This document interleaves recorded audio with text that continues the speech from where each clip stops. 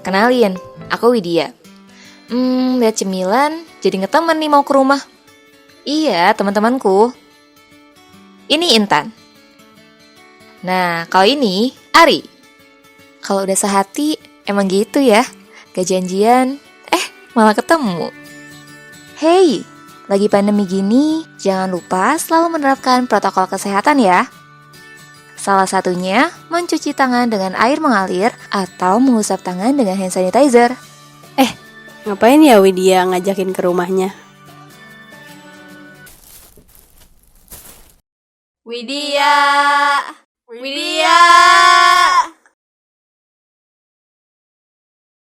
Hey, bentar ya. Oh my god, Wid! Hah? Emang kenapa? Nih HP kenapa sih? Ya udahlah ya. Yuk masuk aja. Yuk duduk guys. Oke, Jangan lupa ya nih. Hand sanitizer dulu gantian. siap. Mary, Mana? Ini kenapa lagi? Ya ampun dari tadi HP. Lihat deh ini.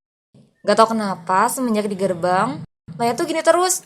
Mau dimatiin, tapi gak bisa. Perkenalkan, nama aku Gaya. Aku adalah Bumi. Hei, sadar gak sih? Setiap orang minimal menghasilkan 1 sampah setiap harinya. Sampah yang tadi. Hah?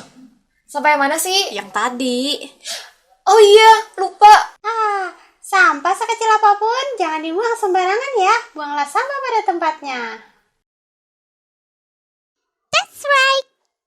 Dan tahukah kalian apa yang terjadi pada sampah-sampah tersebut? Merujuk data Sustainable Waste Indonesia atau SWI tahun 2017, dari total sampah yang ada, baru 7% yang didaur ulang. Sementara 69% diantaranya menumpuk di tempat pembuangan akhir atau TPA. Lebih parahnya lagi, ada 24% sisanya dibuang sembarangan dan mencemari lingkungan sehingga dikategorikan sebagai illegal dumping. Kejadian tadi perlu kita ambil langkah serius gak sih? Setuju banget. Udah yuk, gasken. Langsung aja eksekusi.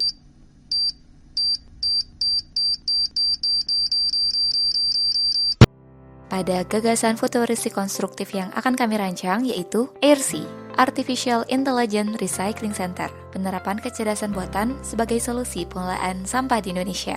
Kawasan AIRC dikelola menggunakan Artificial Intelligence atau AI dengan bantuan Internet of Things atau IoT dan energi tenaga surya, di mana pusat kendali sistem AI, IoT, dan tenaga surya diatur di Gedung 1. Penerapan kolaborasi AI dan IoT pada kawasan AIRC yaitu Face Recognition dipakai pada bidang keamanan untuk menjaga kerahasiaan, keamanan kawasan, serta keadaan para pekerja. Video Conference, teknologi telekomunikasi interaktif yang memungkinkan dua pihak atau lebih yang berada di lokasi berbeda agar dapat berinteraksi. Action Monitoring, memantau aktivitas seseorang atau objek agar bekerja sebagaimana mestinya dan mencegah adanya gangguan. Robotic Technology, robot akan digunakan pada setiap area untuk meningkatkan efektivitas dan efisiensi kawasan dalam bekerja. Real-time Data Analytics, teknologi yang mengatur kawasan mendapatkan kemampuan untuk melihat, menganalisa, dan menentukan nilai dari suatu data di waktu yang bersamaan pada saat data tersebut diterima oleh sistem. AI akan dikelola menggunakan aplikasi khusus dengan fitur-fitur yang mengatur kinerja mesin-mesin yang digunakan, energi yang dihasilkan, data karyawan, sampah dan hasil produksi, administrasi, dan keselamatan kerja.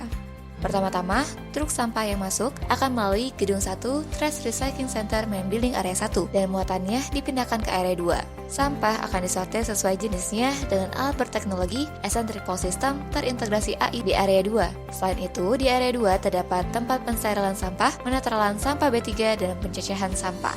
Hasil dari Area 2 berupa cacahan dan pengelompokan material sampah akan dikirim ke Area 3 untuk dipres menjadi kubik dan disimpan untuk dijual ke pelaku industri atau diproses lebih lanjut ke Gedung 2 dan 3. Sedangkan sampah organik diproses di belakang Gedung 1. Sampah yang tidak dapat didaur ulang dan beberapa kubik terpilih akan diangkut oleh truk ke Gedung 2 yaitu Eco-Friendly Trash Incinerator Building untuk dibakar. Energi panas yang dihasilkan akan dimanfaatkan sebagai energi listrik dengan alat termoelektrik. Uap hasil pembakaran akan disaring melalui tower saluran udara, sedangkan abu pembakaran dapat dimanfaatkan untuk bahan bangunan. Di sini juga terdapat tempat pencairan berbagai bahan yang nantinya dapat digunakan sebagai bahan baku 3D printing. Hasil perasan kubik, cacahan plastik, dan lelehan zat akan dibawa ke Gedung 3 3D Printing Center untuk dimanfaatkan sebagai bahan baku produk 3D printing.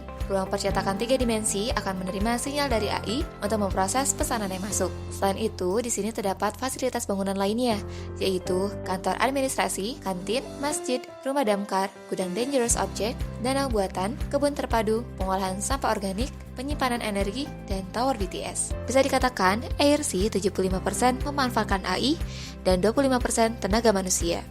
Perlu diingat, AI tidak serta-merta dapat menggantikan seluruh peran manusia, tapi peran AI sebagai pendukung kinerja sumber daya manusia atau SDM. Oleh karena itu, perlunya pengembangan kompetensi oleh SDM, yaitu kompetensi yang tidak dapat dilakukan oleh AI. Salah satunya yaitu meningkatkan soft skill SDM.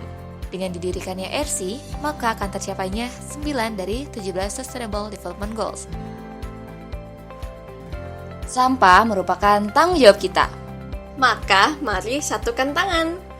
Untuk mengatasinya bersama dan tidak lupa Selalu mengupayakan zero waste.